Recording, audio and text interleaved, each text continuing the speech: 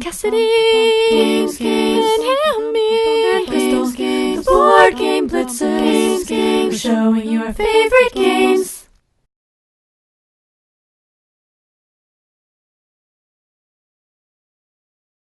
My number 20 is Pandemic Legacy Season 2.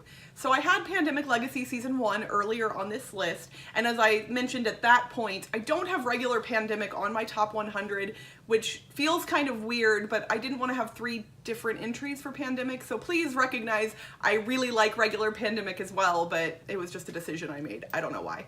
But Pandemic Legacy Season 2, I enjoyed more than Season 1 for a couple of different reasons. The stories that were included in both of these games were great. Pandemic Legacy Season 1 I played with a group of 3 of my friends, and Pandemic Legacy Season 2 I actually played with my husband. He and I don't play a ton of board games together. Board games aren't as much his thing as they are mine, but I asked him to play this with me and he agreed, and we actually had a really good time with it.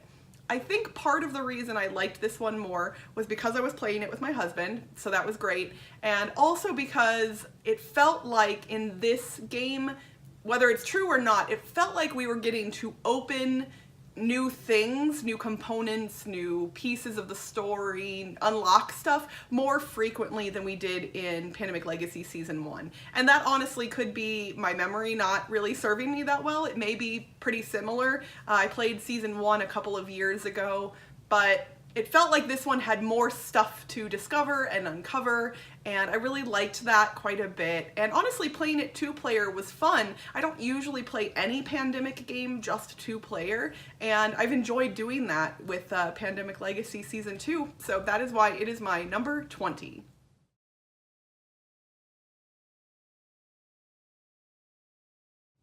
My number 19 is Dice Forge. Anyone who knows me knows that I love rolling dice, and in Dice Forge not only do you get to roll dice, but you get to craft dice, and that's just cool. So in this game you are rolling your dice on every single player's turn, which is just great. You're rolling dice constantly the whole time, and you're gaining resources, and then on your turn you get to potentially buy new dice faces or cards that will allow you to manipulate different things or add to your dice later. And so the way that you use these little tiles to pop the sides of the die off and then add new sides to it. So your dice, you only have 2 of them, and you start with very basic resources on all of the sides, but as the game progresses you buy new die faces to add to them, and you pop off the old ones and add the new ones, and then all of a sudden you're rolling your 2 dice and you're getting tons of resources every single roll. Unless you're like me and then you roll one of the starting die faces, it seems like every single time at some of the games. I love this one. There is a theme, but it's mostly pasted on. There's not much thematic stuff here, but honestly you're engaged throughout the course of the whole game. There's very little downtime, and the game moves quickly anyway, and the artwork on this one is also super pretty, so I love it. It's got lots of dice rolling and it's really fun, so that's why it is my number 19, Dice Forge.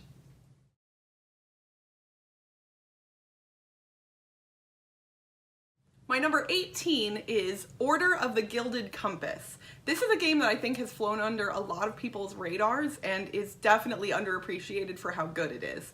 So it actually is a re-implementation of an older game called Alia Iacta Est, which I believe is Latin for the die is cast. So basically the original name was a pun, but the new game kind of puts a theme onto the game that it works for the most part. So you are archaeologists and you are going out adventuring, looking for maps and treasure and other things like that. You have a handful of dice that you roll, and then you assign those dice to different building locations that are set up at the beginning of the game. And those building locations are variable during setup, so each time you play this game, the setup will potentially be a little bit different, making for some really interesting gameplay variations. You assign your dice, and then at the end of the round, whoever has majority in specific building areas will gain items that will then help them out in later rounds. So you might find a cartographer that can help you, or a map piece, or some treasure, things like that.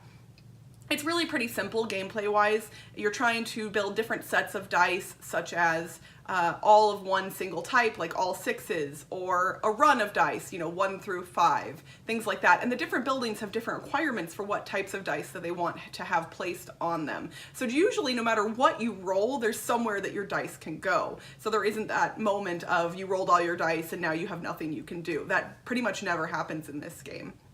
I really enjoy it quite a bit. I was happy when Gray Fox picked it up and did this new version of it, but I don't see many people playing or talking about it, and I love it quite a bit. So that's why Order of the Gilded Compass is my number 18.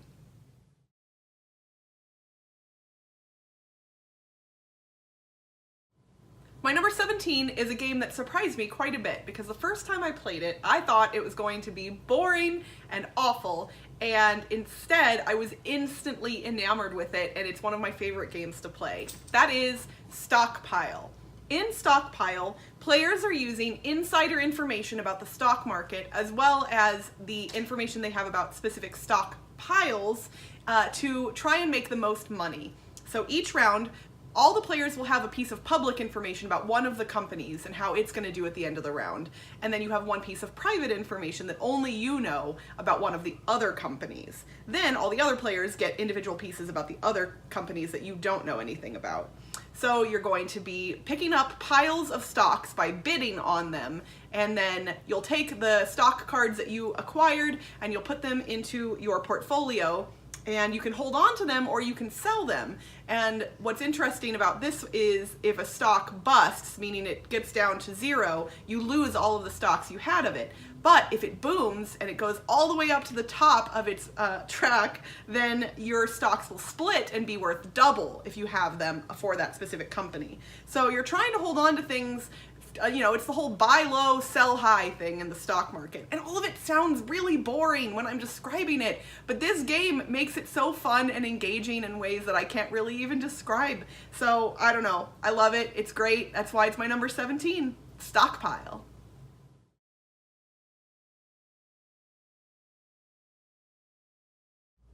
My number 16 is King Domino. King Domino is a tile laying game where players are drafting tiles that have different land types on them and adding them to their kingdom, trying to build a 5x5 grid around their castle. The way players draft tiles is whoever drafted the least valuable tile in the previous round gets to draft first the next round. So they'll have more opportunity to draft the more valuable tiles. So it tends to kind of go back and forth with you getting really valuable tiles and less valuable tiles. You add them to your kingdom, you build up your grid, and then you score points at the end based on how many crowns are on the tiles in the different land types that you have. It's really simple. I actually think this game shines best when you either play it 2 players and play building a 7x7 grid instead of a 5x5, or when you do the same but with 4 players. You have to have 2 copies of the game to do that though. But building a 7x7 is really, really fun, and it's funny because you'd think it would be really simple, but for some reason I always end up building it in a way that I can't actually complete my grid, and I end up having to throw away dominoes at the end of the game. I love King Domino a lot. I'll give a tiny nod to Queen Domino here, and I know that a lot of people prefer Queen Domino. I do own it, but it is not, to me, I think the simplicity of King Domino is where it shines. Queen Domino's new stuff that it incorporates is fun, but I've seen people win Queen Domino just by essentially playing King Domino, by using all of the aspects of the original game and ignoring all of the things that Queen Domino incorporates into it. So to me, King Domino is the superior game, even though they're both good, and so that is why it is my number 16.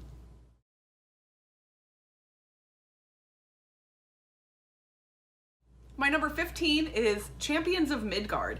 Champions of Midgard is a worker placement game that utilizes some unique dice rolling for its combat. So you are a band of Vikings going out to collect resources and more warriors, and then go and fight mythical creatures and beasts to try and earn glory. I will say the base game is great, but I don't think I would ever play this without at least one of the 2 expansions, but I usually play with both. So the Valhalla expansion to this game makes it so that when your warriors, which are dice, go out and do battle, if they die, you get to collect their souls, and then their souls can be spent to gain other things during the course of the game. So that Valhalla expansion makes it so that if you go out and do battle and you just roll really, really poorly and there's nothing you can do about it, then you get to collect the souls and do something else with it. So it makes it feel a little less brutal. Although I will say there are ways to manipulate the dice in this game, and you can spend tokens to do rerolls and things like that. So even the base game's not entirely brutal, but regardless, worker placement games are something I really like. Dice rolling is something I really love. The Viking theme is interesting, and it's just great all the way around. So that is why my number 15 is Champions of Midgard.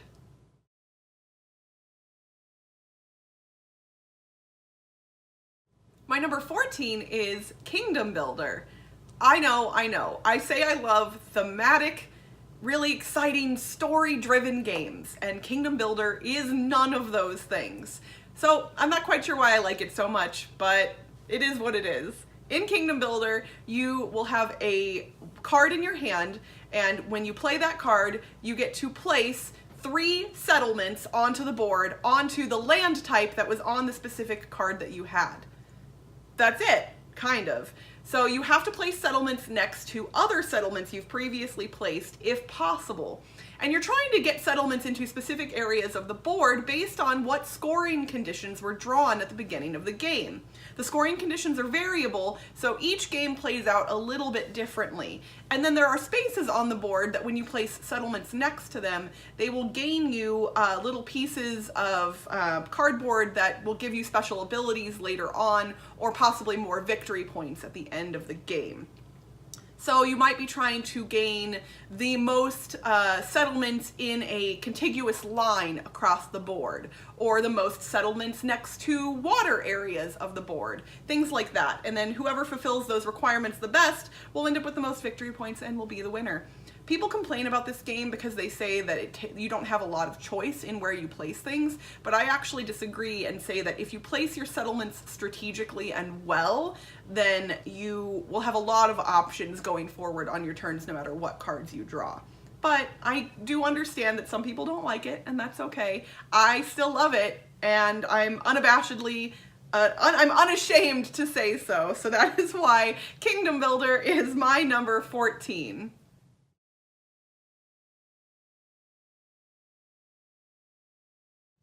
My number 13 is Medieval Academy.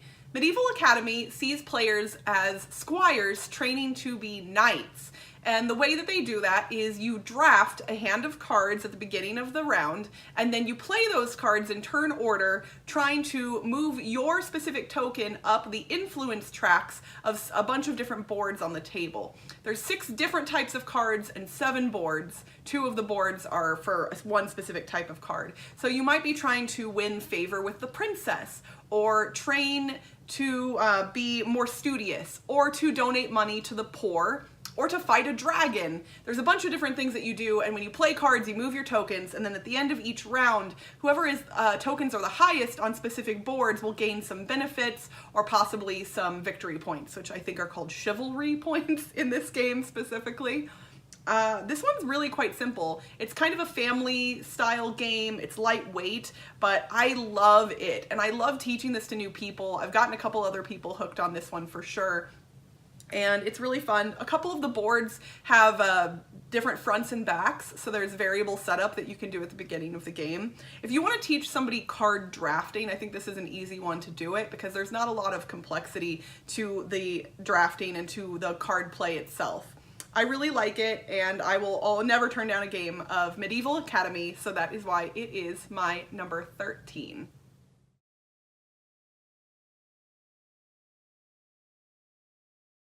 My number 12 is Tiny Epic Quest. This game is kind of like if the Legend of Zelda video game series was turned into a board game.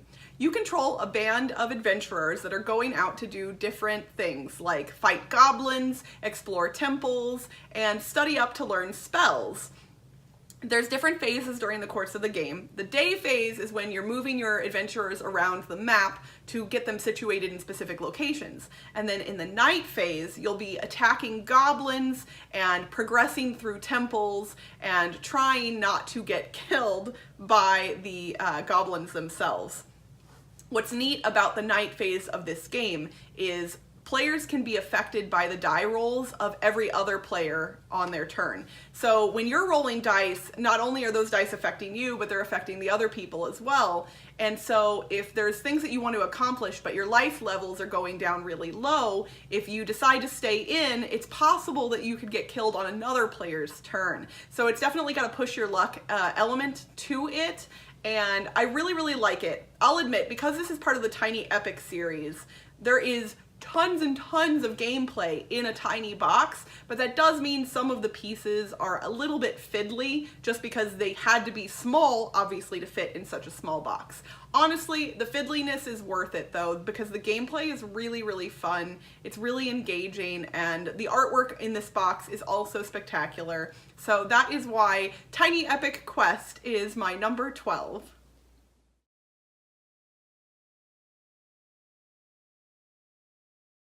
My number 11 is a game that you've heard me and my co-host talk about quite a bit, and I'm almost sad that it didn't make the top 10, but it's just barely, just outside of the top 10, and that is Strike. So Strike, for those of you who haven't heard us rave about this game, is a game where you are sending gladiators into an arena to do epic combat.